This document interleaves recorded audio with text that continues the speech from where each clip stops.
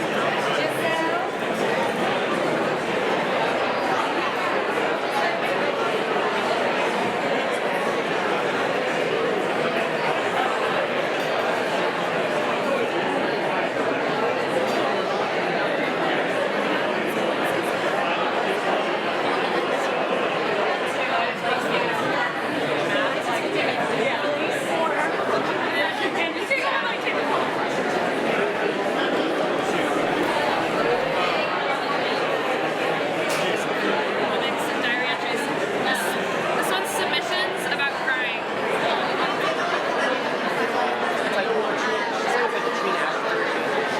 Mystic review of what we ought to do.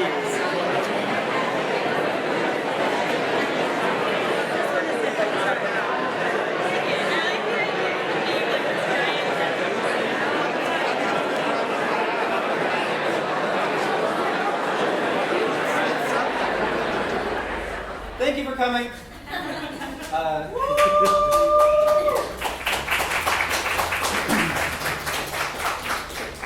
Madeleine has been working in storyboarding for the last few years on some properties you may have heard of, such as Adventure Time, Bee and Puppy Cat, the #1 most successful animation Kickstarter ever, and now Harvey Beaks.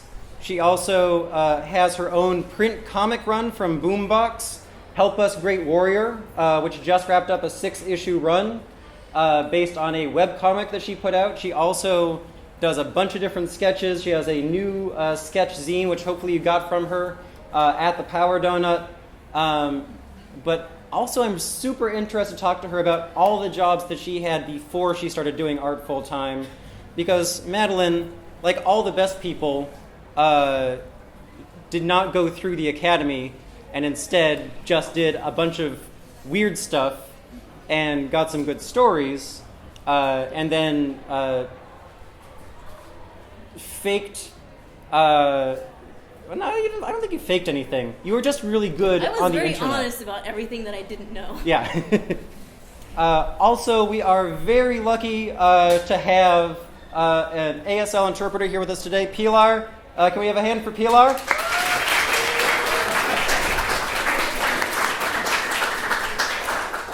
Just a little bit of financial disclosure. With the money that we're saving with only being 1 day this year, this service is one of the things that we're spending that on.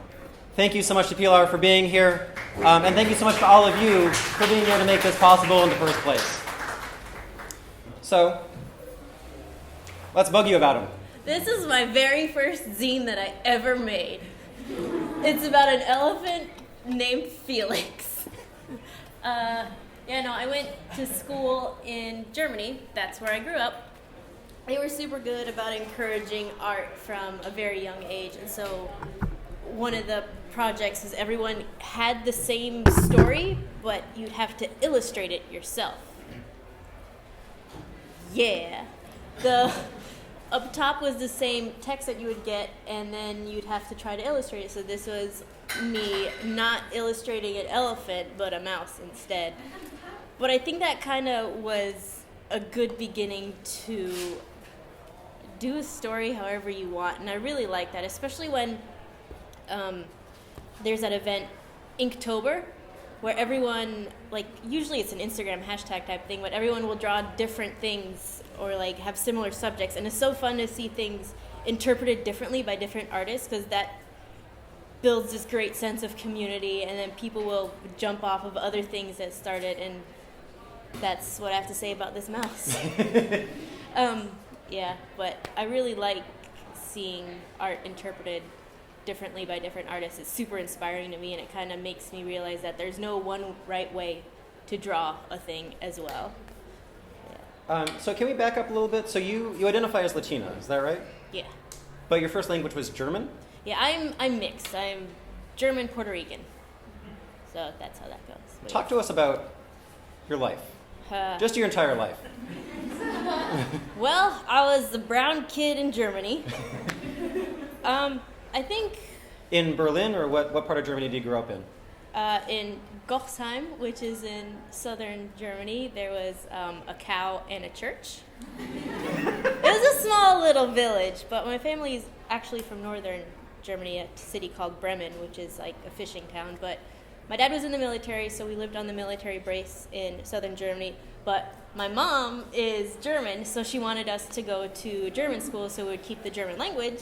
And so we didn't go to the American school, we went to German school. And I'm sure she remembers this, but there were very few kids that looked like me in school. There were like maybe two other kids who had a little bit darker complexion, and it was a weird thing to get made fun of, because they would just say things like, oh, someone peed in your skin is dirty, and so that was like a weird thing to grow up. But then I went from kindergarten to about first grade, and by then you're all kind of stuck together, and then the teasing stopped. And then we moved to the United States, where I went to American school for the first time, and then there was big mix of people, and that felt really good for the first time. But yeah. Yeah. Can we have a quick round of applause for Madeleine's mom for driving up with her?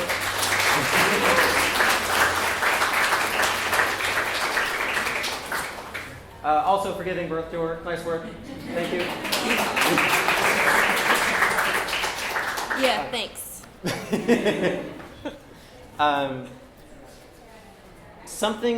We did an interview series of questions with you on Tumblr before Zine Fest, and one thing that came up was that it was a big deal for you when Disney's Aladdin came out.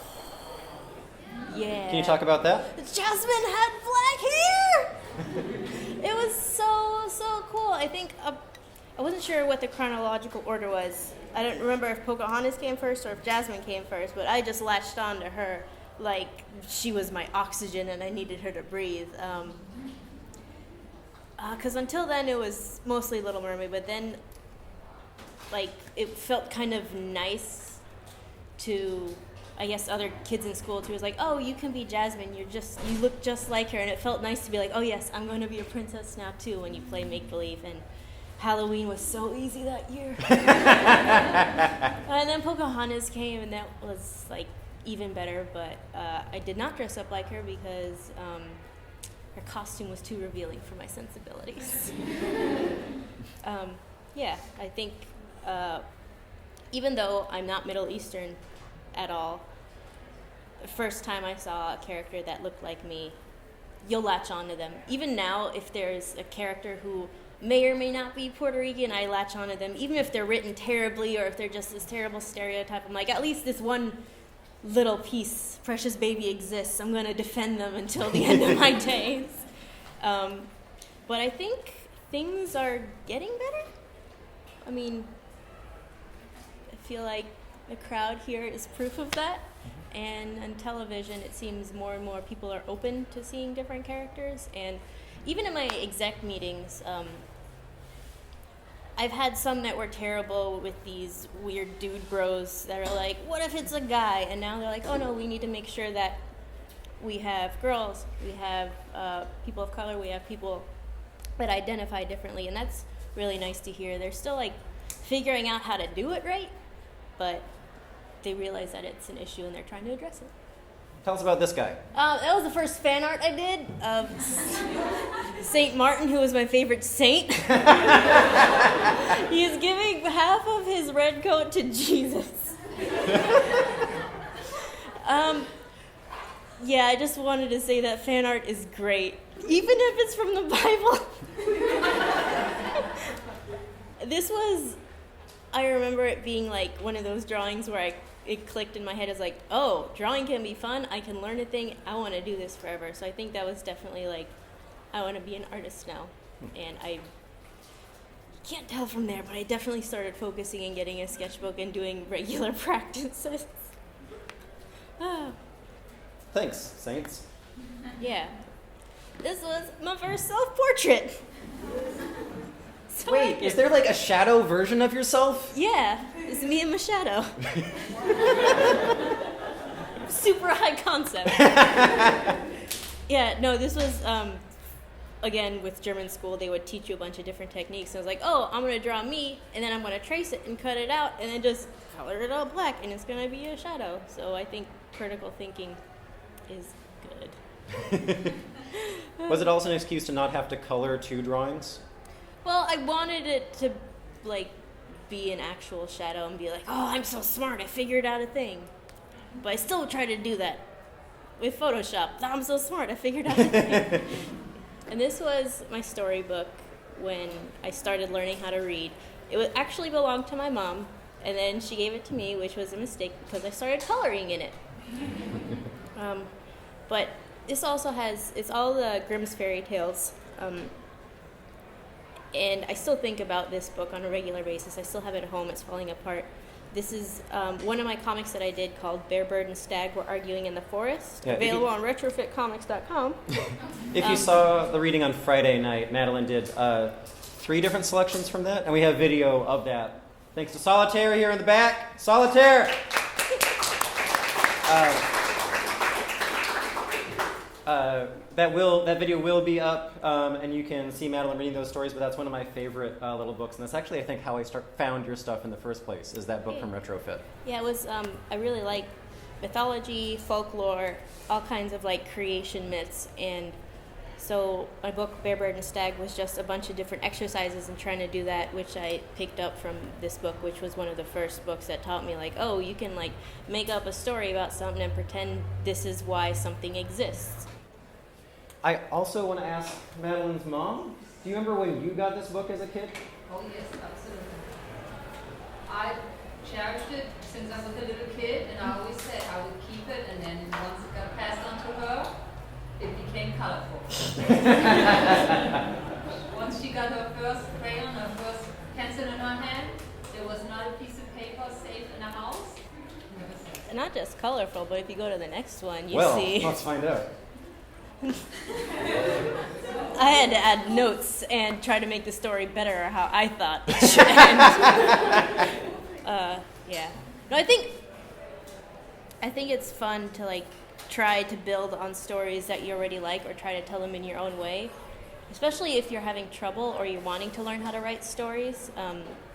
It's definitely a really good exercise to find something that you already like and then build off of it, and then you find that like these branches from the thing that you build off becomes this really unique idea, and then you can create this completely different story, and from that you get this like amazing original idea which has maybe one element similar to something that you are working on, but this way you have your actual own like property, which is awesome. Moving forward a couple of years. So when I came to the United States, I went to a bookstore. They had this amazing magazine called An America. And this was the first time that I really learned what anime was, because I mean, I knew what Sailor Moon was, but then, oh, this whole publication is full of it. There's so much more involved in this. I knew that I could watch it and I could read manga, and that was great. And then on one of the issues, there was this very specific article for a comic called Blue Monday. And this was like my first introduction to, I guess, indie comics. I mean, it was published with a major publisher, but it was the first time that I saw that like comics don't have to have nice people in it. It can have cursing in it. It can have like honest things in it, which I really connected with. And it was also a way that I made friends with other people, because liking those kind of things will definitely, birds of a feather will flock together. Talk to us more about that. So, like, how old were you when you found, like, these kind of comics? I think I was in 9th grade, maybe 8th grade, going into 9th grade, so that was probably, like, 12 or 13.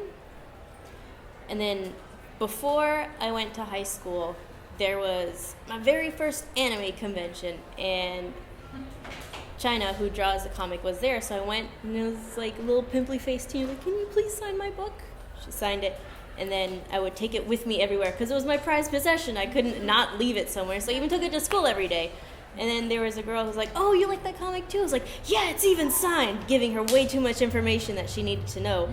And then we became friends. And she really liked drawing comics. I liked drawing comics. So we kind of encouraged each other back and forth, which was my first introduction to, I guess, like an actual comics community, and knowing that you don't have to do it a very specific way.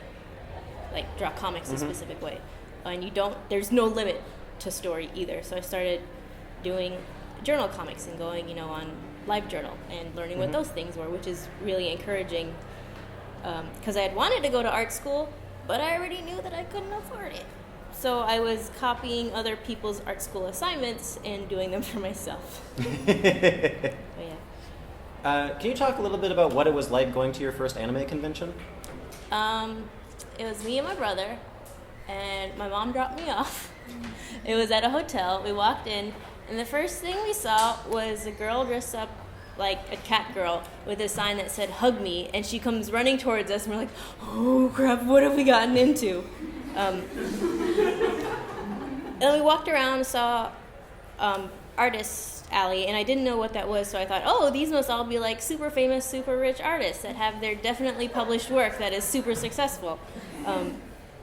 Walking around, the dealer's room was really cool because I saw all the toys that I'd always see in the magazines. And also seeing people line up for artists was cool because it's like, oh, yeah, people will like that stuff. And then we spent most of the day going and watching screenings for different shows. So we watched like Tokyo Mew Mew. That was fun. That was when my brother and I still hung out. We still hang out. Yeah, it was definitely kind of culture shock, because until then it'd all been just in my head, and then seeing it everywhere, I was really overwhelmed and I don't know, not disappointed, but disillusioned? De-romanticized? I guess, yeah. Because some people were mean, and I was like, oh, but we all like the same thing, why are you being mean to me, kind of thing. I mean, I feel like that is an important step of the liking anything process, is realizing that other humans are allowed to like it, and they just have to like come to terms with that. It's so rough when someone finds out that you like a thing and then they are like, oh really? But do you know about so and so and so and so? And I'm like, well, no, not yet. I mean, I just started liking it, and then yeah, it's weird. I mean, that's something that happens much more often to women, especially. Like, there's a pathology around it. Oh my gosh, yes. I remember I went when the Wii came out for the first time. I went to GameStop to buy it, and then the dude behind the counter was like, oh, is this for your boyfriend? I was like, no, this is for me. Why am I going to spend that much on a boy? And the same thing happened in comic shops. I would want to buy comics, and they would tell me, like, oh, you got to make sure to get this one and that one. I was like, no, I just want this specific one. Like, I know what I'm doing. Thank you. Yeah.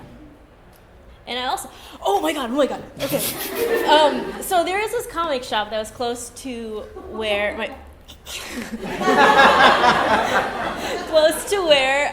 house is, and I would go there on a regular basis. And this was the dude's like, oh, you're getting the wrong things, but I would still go there, super close by.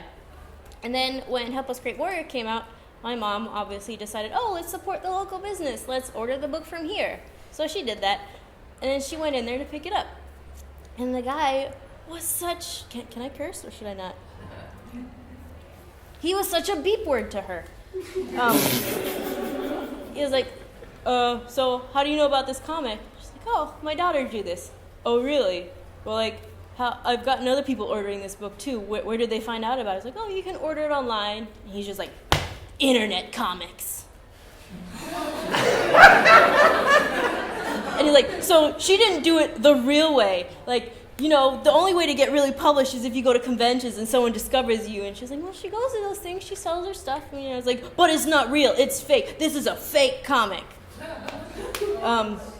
And then, obviously, she never bought from him again. And then my mom just came into town on Thursday, and she just says, guess what? The comic shop closed down.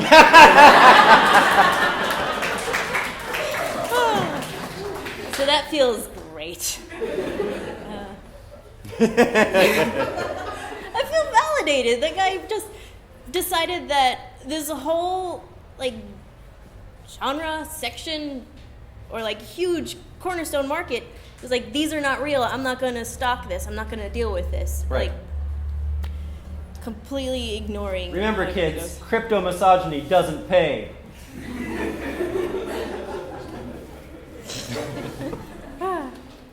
Shall we? Yeah. Well, this was still from Blue Monday. So talk to us more about... I have not heard of Blue Monday. My God. Okay. So the way it was advertised was Archie, but with sex and curse words. There was no sex in there. They were all virgins and trying to get laid.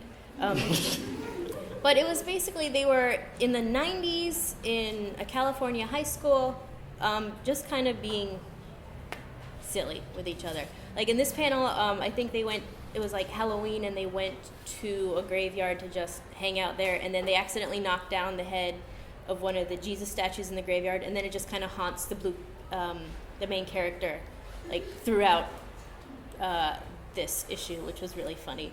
But I really liked it because they spoke like how I spoke, they hung out, and they acted like how me and my friends act naturally. Nothing felt forced, or I didn't feel like I was being talked down to. And this one was one of the earlier ones that I liked, and I really liked this because you can see how the artist's art evolves, which was really nice to see as well, knowing that you can get better with time versus thinking that you were born drawing this certain way, you can only draw this way. If you, yeah. It's cool to see. Yeah, it's powerful to realize that things that look like magic are actually skills. Oh yeah, that was really nice. It was really encouraging. I think in the next one it might be to see the difference in it. Real quick, so this is who's the artist of Blue Monday? China Clugston Flores. Really? Well, when the first books came out, it was her name was China Clugston. Then she got married, so now it's hyphenated. This is a female artist with your last name. Well, I mean, she married into the last name, but yes. But yeah. All right, let's see what we got next. Webcomics. This was Nedroid Picture Diary. Yes, excellent. These were his 200 bad comics, well, some of them, which I thought was fun because he's such a skilled draftsman. It's so funny, and his jokes are always super on point. And then one day he's like, I'm gonna draw really like terrible comics. And then if you read one by itself, it's like, that's different. And then seeing this wall of them, like he's just like subconsciously doing them, 200 of them, is just this amazing masterpiece of humor. And so this was one of the, like, he's a major influence on me in humor because he's so funny and just like, anything can be funny. The most mundane, the most bizarre, and like going out there, pushing yourself makes things so much funnier.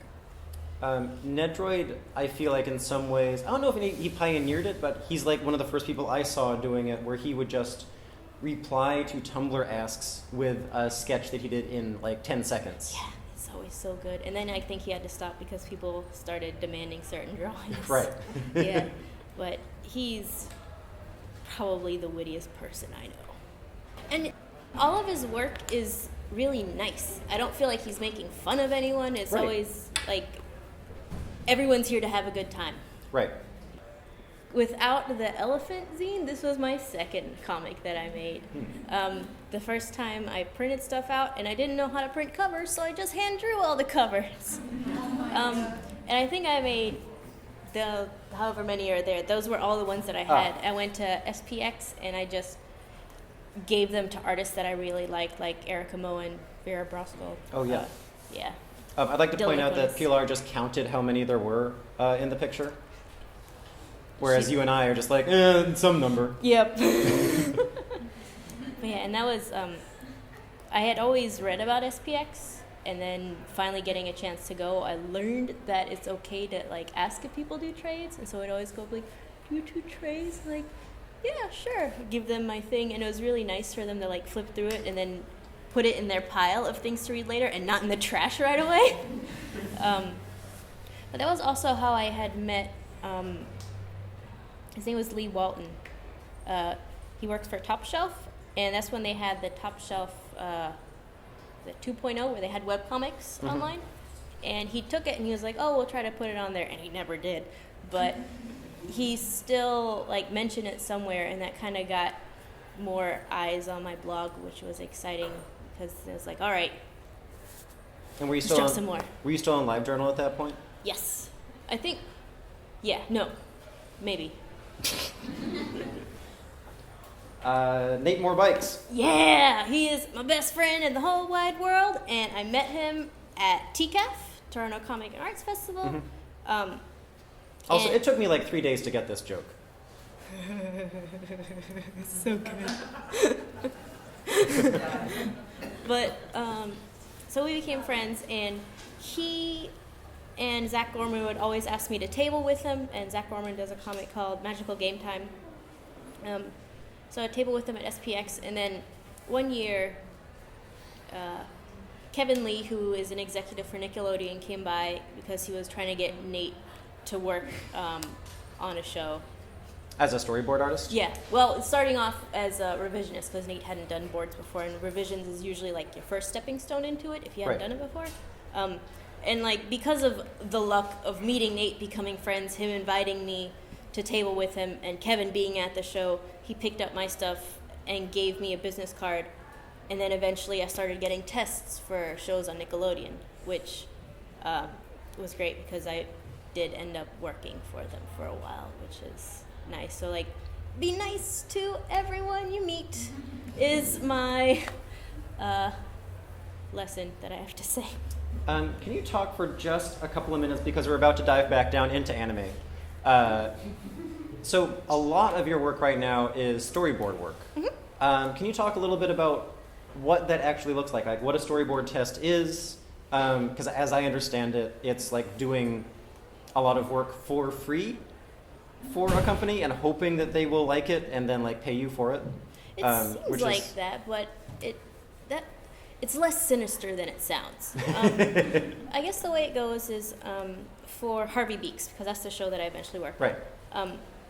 They sent me the test, and the test was maybe like a little email attachment that said, it was a paragraph of a little scenario going on. Like 3 friends are hanging out. One has a secret that they want to tell him, but they're shy and they don't really know how to do it. And the other 2 friends want to try to get the information out of them. Mm-hmm. So that's basically all it is. And then it says, draw this in 20 panels or less. And then each panel, if you've seen a storyboard, basically like one panel, space for dialogue, Right. another panel, space for dialogue. So it can be 2 panels on one page or 4 panels on there with your thumbnails. And so then, yeah, you basically kind of get to it and start figuring out what your story is and try to make it funny. Draw it out or pose it out if you really like animating things out, but that can just take up more space. So you have to be really economical with your tests to make sure that you get everything that they ask for, because just like a school test, if you don't follow the instructions, they're gonna say no thank you. Mm-hmm. But with regards to doing all this work and maybe not getting hired, they definitely keep the test. And if they like it like enough, they will contact you for other things, or like send it to another show, or someone else at another studio sees it, or they'll be like, hey, pitch us an idea. That happened with my first Adventure Time test. I did okay, but I'd never boarded before. And then sent it in, didn't hear anything for months, and they're like, hey, you're new at this, do you want to try doing freelance revisions? So I did that. It was a mess. Sent that in, and then about a year later, they're like, we liked your revisions. Do you want to do a freelance board? So I did that, which was great. And then going to the actual record, for, that happened to be in town, I went to the actual record, got to meet all the voice actors, which was really cool. And then I also met Thurip Van Orman, who had a show called Flapjack, who was my boss at DreamWorks because of that board. And Flapjack, like everyone worked for Flapjack, who is now running a show now. Yeah, he's real good at like teaching you. But even on that trip, before I went to the record, I was kind of walking around Burbank. I mean, there's so much to do there. I love Burbank. I was just sitting outside, and then this like short little bald man comes up to me. He's like, "Hey, are you Maddie?" I'm like, "Yeah, my name's Carl Greenblatt. I had a show called Chowder." And then he was, that's not how he talks. I hope he doesn't see this. But that was kind of how he was asking, "Oh, what are you doing here?" I said, "Oh, I'm here for record for a board I did." He's like, "Oh, are you going to move down here for work?" I said, "Oh, only if I have a job." And then that's when he said, "Oh, you want a job? Work on my show." Sent me the test, and then that's how the Harvey Beaks thing happened too. Mm-hmm. So it was a lot of like right place, right time kind of thing too. But it all started off because making stuff, going to conventions, becoming friends with other people, and like word of mouth basically. If you're a good person, I think other people want you to succeed too. So like I try to like tell other people as well, like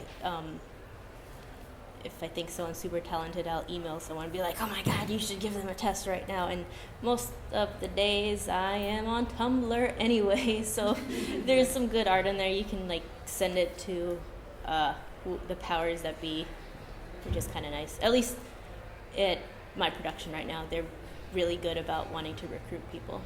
Helen Joe, who's also Rad. Yeah. Who's also a webcomic artist turned storyboard artist. And one thing that she said is that at a certain point, Cartoon Network just realized that they were basically out of money, so they just were like willing to let like Penn Ward do whatever he wanted with Adventure Time. And what he wanted to do was like throw jobs at the webcomic artists that he liked. And now it seems like that's what every single show is doing. That's where they're all pulling borders from. Well, they're always looking for people that can write and draw, and Right. those are the right people to do it, people that make Yeah. comics. And if you put it online, they can have this archive and they can see that, yes, they can, like, you can do it, because they can point to these exact examples. Mm-hmm. So it's kind of a perfect breeding ground. Let's talk a little bit about the idea of right place, right time. So you didn't go to art school, but you did go to flight attendant school. I was a flight attendant for a little bit. So when we were putting together the bio for Madeleine, I was just like listing out jobs that I had like seen her mention that she had like on Ask FM. And she was like, well, she worked for a psychic, and she was a flight attendant, and then over here she mentioned like some other job that she had. And I put it together, and I was like, the one point of contention that you had with the list was that I put like a I put a psychic receptionist, and she was like, no, I wasn't a receptionist who was psychic. I worked for a psychic, and then I put psychic's receptionist. And then you still were like, well, I wasn't the receptionist, but you didn't say what you were. It's hard to explain because... Were you the person who like makes stuff show up under the crystal ball and hides under the table?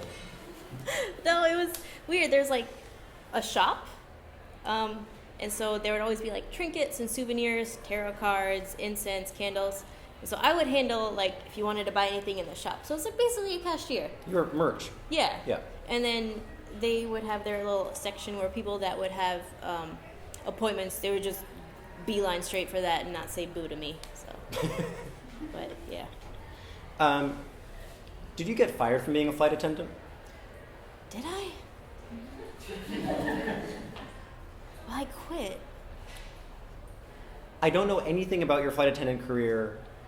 I just thought it would be funny if you had been fired and had a good story about it. I don't. Well, I did it for a couple months, and then I decided to take vacation because, like, you only had to work 35 hours a month. So if you do it all at the beginning of the month, you got 3 weeks to do whatever you want. Right. And so I went off to Europe, rented a car, and then me and a homie just drove around Eastern Europe for like a week, and then yeah. But being a flight attendant wasn't really fun either. And then like you forgot to come back to work or what? I went back to work, but I was like, I don't like this, and then I just decided no. And so I transferred back to ground. So I was ticketing agent, so I give people tickets and take their bags. Mm-hmm. Any other good non-art work stories? What other jobs have you had? I worked at Books A Million for a while, which was fun because I worked in the kids' book section. Mm-hmm. Because they were like, oh, you like those cartoon things, kids' books are like that. No, it was actually pretty fun because I also got to throw the Harry Potter midnight release party for the last book, and they were like, oh, we're gonna do this and we're gonna do that. I'm like, that's boring. This is what we're gonna do. Because they had like tiny little like legit, the signs were printed out this big, and they're like Gryffindor, Slytherin. And they like put it on the walls and like you can sort yourself into a house. I'm like, that's dumb. This is a big deal. And then like the day the books were shipped to Books A Million, they were in the back office. I was just like. It was so hard not to just open them, but they were super secure about that stuff. And then I worked as a receptionist in an art gallery for a little bit. That was through like the school that I was going to. Mm-hmm. And then I just worked for airlines for like 5 years, mostly on the ground. It's fun to see all the different kinds of people. Everyone is really mean to the check-in people, and I don't know why. We can't control anything. We get, like, the pay was terrible, but the benefits were nice, so I could, like, fly to comic conventions for free. Oh. So that's kind of how I worked that out. That's a good life hack. Yeah. After I figured it out, I was like, oh, yeah, I'm going to do this forever. Shin-chan. This is tying more into humor and a different type of structure because what I like about Shin-chan is that you can have your one-page gag, or you can have like some of the stories are like 4 or 5 different pages, and there's just like this theme that follows throughout the whole book, but the 4 or 5 pages are just a complete set of gags, and I really like that structure, and I think it's super unique, and I hadn't really seen it anywhere else, and I just wanted to talk about how much I like that, and how humor is hard, but if you find a good engine, then it just sings. Yeah. I mean, the actual body shape of Shin-chan and Great Warrior are like not totally dissimilar from each me and other. Shinchan have the same eyebrows. I think that's probably why I really like it. But yeah. Who else we got here? Cross game. I think this is the most perfect story, the most perfect comic. If you haven't read it yet, you should.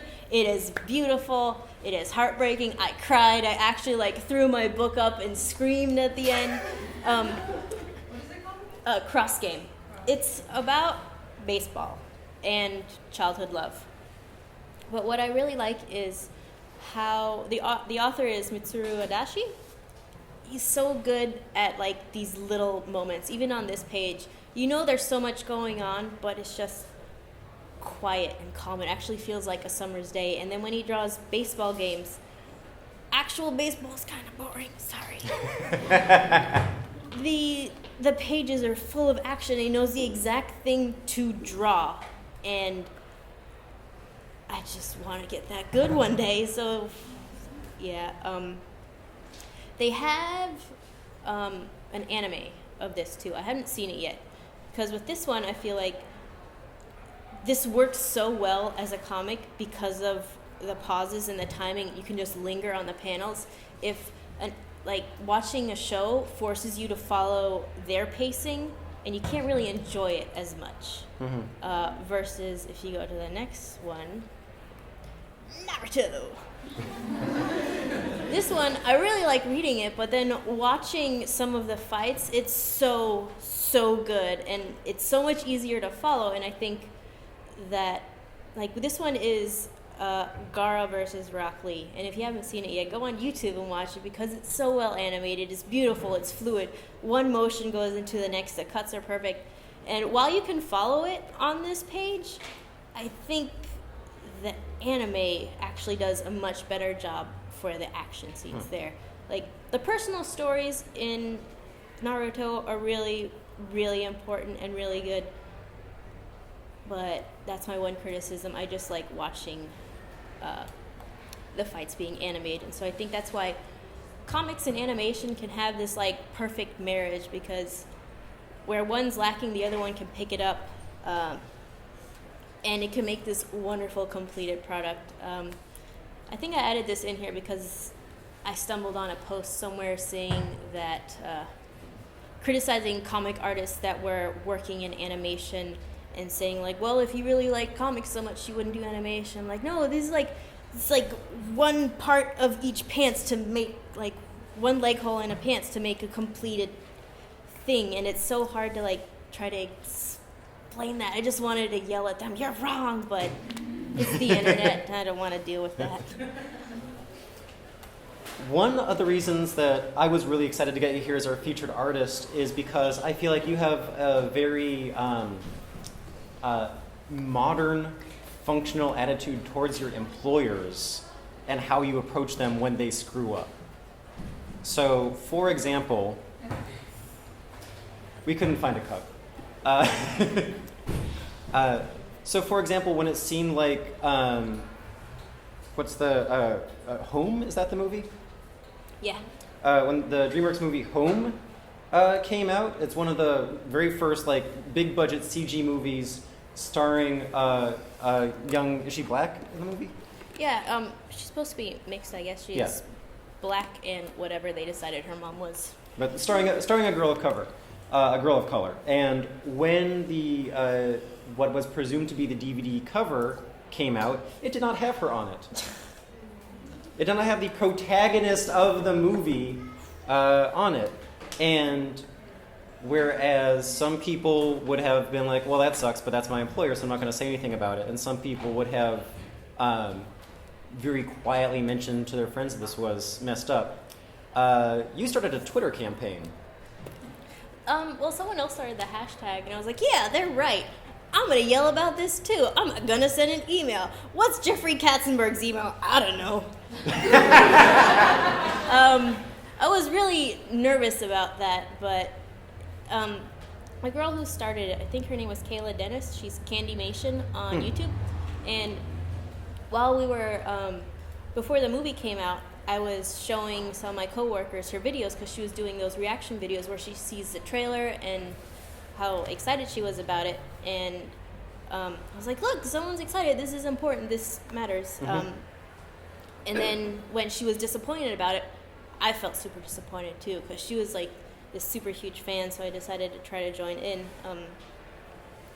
And then I guess I just didn't care if I got fired or not, because I wanted to say something, because it felt important to me too, and I felt like they missed so many opportunities for Tip, who's the main girl character, to like include her in the marketing, but that's a whole nother story. So when I sent the email,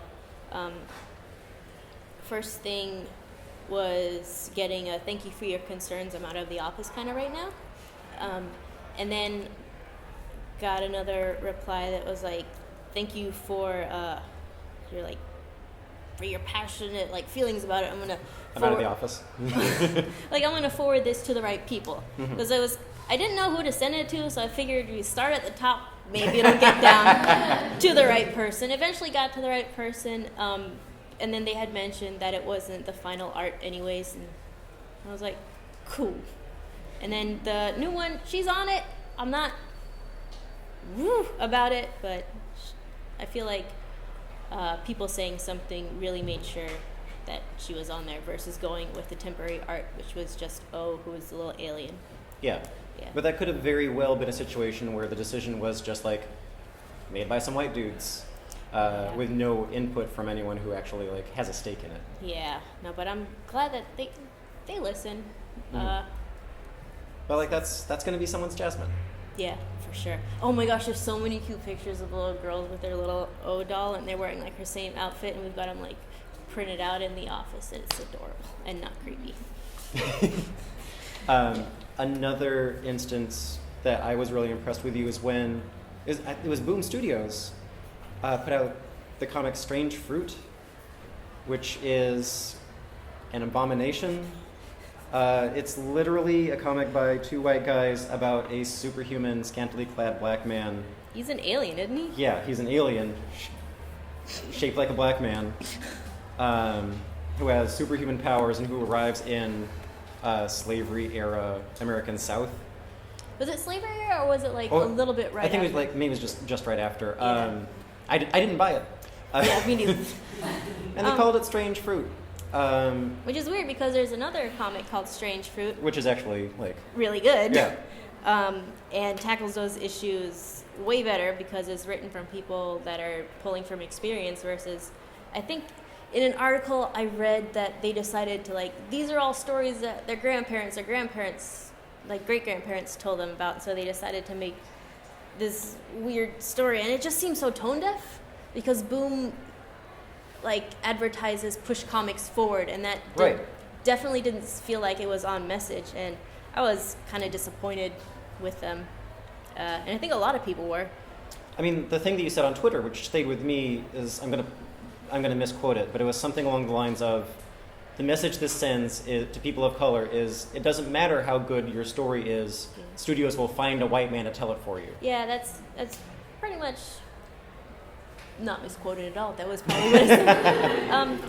Yeah, that's especially for them who, like I said, they decide to try to be known for giving an opportunity for everyone, like even giving me an opportunity, and then hiring these other people to tell a story where like they could have easily decided to contact the author for the original Strange Fruit and decide, we're going to publish this and like get it out to a wider audience. Even if there are characters of color in comics, it's getting to be more and more to the point where sometimes it's used as a marketing tool, and it's kind of weird and gross versus saying like, yes, we have this character, but I don't think they're doing a lot to promote creators of color. Right. So. Yeah, there's more people of color on the drawing board than behind it, and there's more green people than anyone. Yeah. Like. Yep. Were you running out of time? Hands up, who has questions?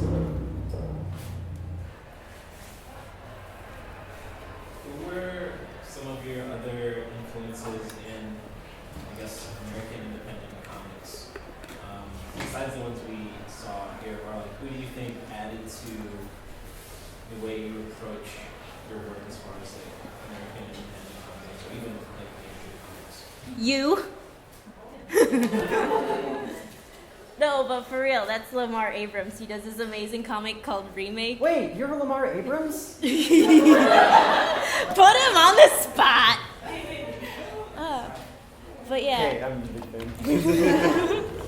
No, everyone that I met at comic shows, so, Meredith Grant, Lucy Knisley, Danielle Corsetto, Dylan McConis. I think everyone who has been to SPX for so long, those were the people that influenced me. It's so hard because I just want to pull out my Instagram and just name the people now right. too. But all those people that I named, they were also super inspiring because it kind of showed that you can make a living doing this, and you don't have to have poor quality of life either. Mm-hmm. It was super fun, and they created their own jobs. Lucy Knisley does all of her travelogue comics because she did French Milk, which was her travelogue comic, and because of that success, she just basically created her own travelogue diary comics, and people hire her now to go places and right. Critique things, and I think that's really cool and go get her. Mm-hmm. Yeah.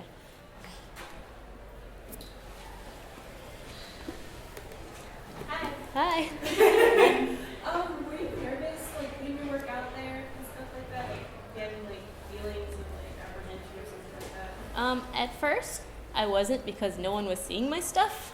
It was more of when I started doing it on LiveJournal, it was me and my 5 classmates who like comics, and so it was just our small little circle. And we're like, hey, I like this one, good job. Hey, can I see this in person tomorrow?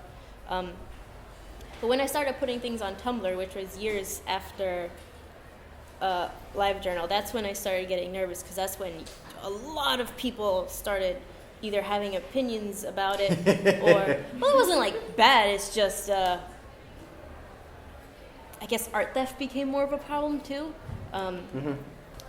But sharing to a wider audience, it was good and bad. And I think it also made me more conscious of some of the themes and languages that I used in my comic.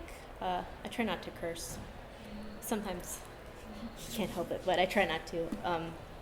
Did it also affect your politics of representation within your comics? Well, every person I always draw is kind of Puerto Rican anyway, so I would just stay in the course. But it was really nice because selfies became a thing, so you could see oh, this person looks like this. I'm going to try to draw someone like that too, which makes coming up with characters easier.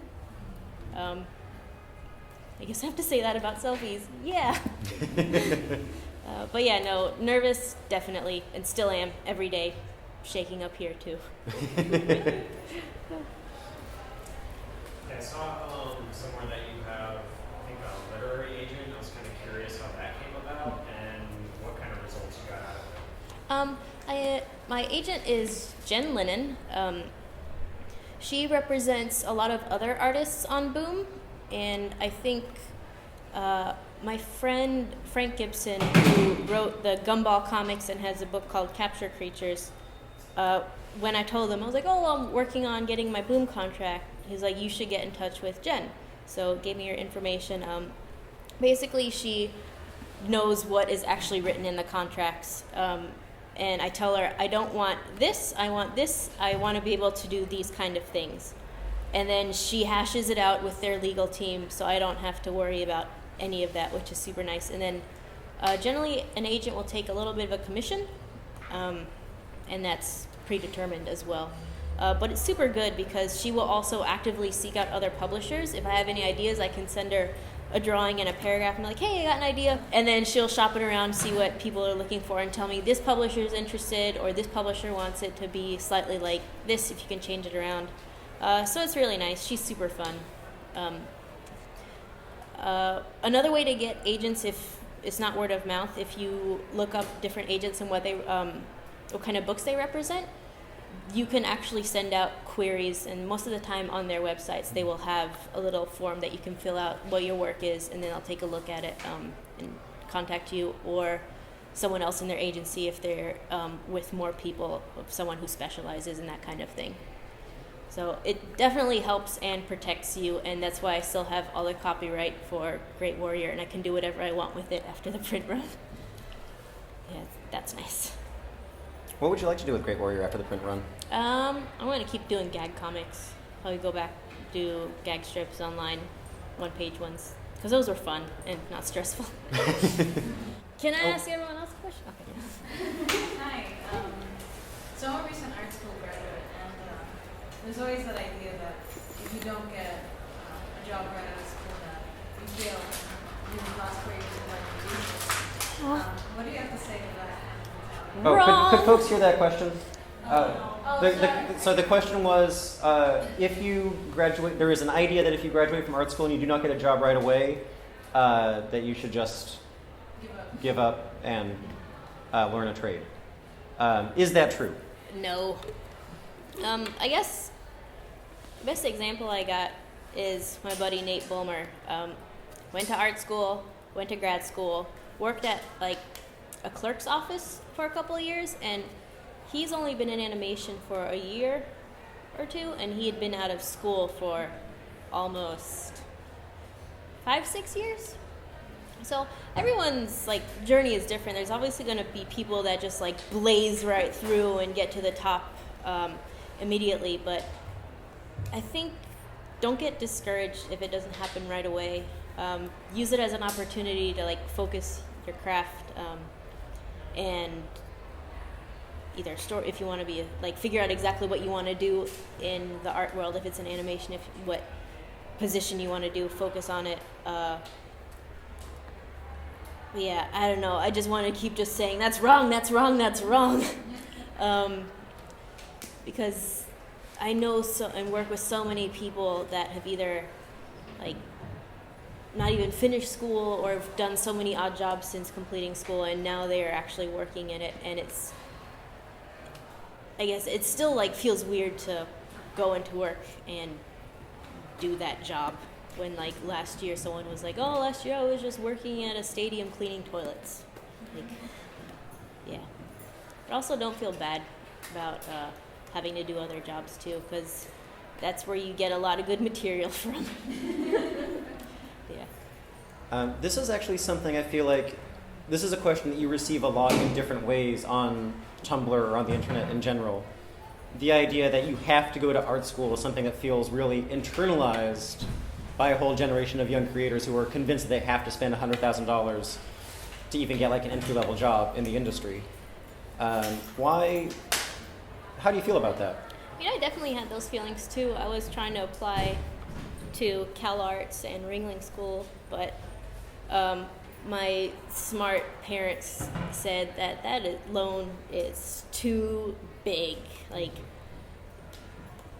and I was just terrified of it. But I was super, super depressed and discouraged for a long time that I just decided that I was going to be a cop for a while.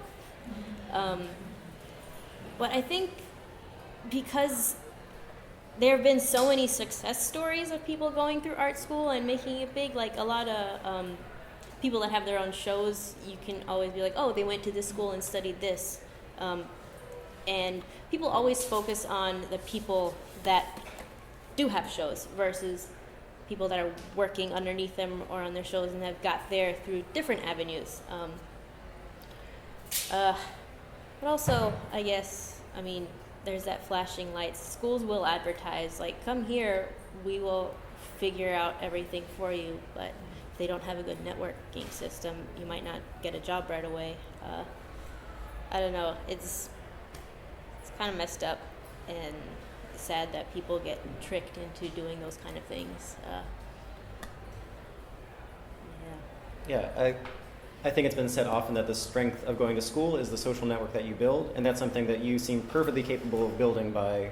Yeah, but if you are going to school, and you're spending the money, obviously you're gonna have the luck of making some more connections, especially if your school has portfolio days and studios come and see it. So I think that alone, if you milk that opportunity, that can be definitely worth it. But yeah, if you're going to school and like make those connections. Say something inspiring to her to close this off. You're great.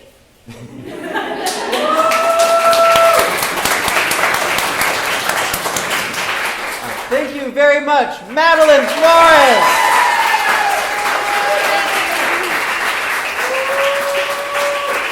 Thank you to Pilar. Thank you to Solitaire. Thank you to Madeleine's mom. Thank you to Polly, who's running this space for us. And thank you to Ramon for pointing at his watch repeatedly so that we could all get out of here. Thank you all. Bye.